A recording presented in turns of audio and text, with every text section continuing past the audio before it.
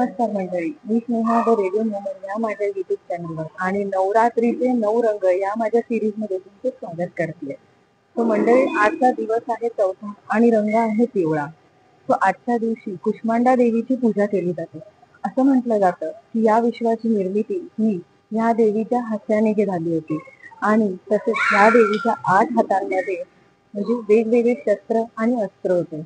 या देवीच्या पूजेने उत्कृष्ट आरोग्य लाभते. तसेच पिवळ्या रंगाचं महत्व म्हणजे हा रंग आनंद आणि शांततेचं प्रतीक मानतो. तसेच पिवळ्या रंगामुळे आपला आत्मविश्वास आणि ऊर्जा देखील वाढते.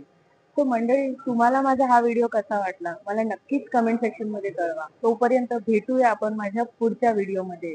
नवरात्रीच्या खूप खूप शुभेच्छा.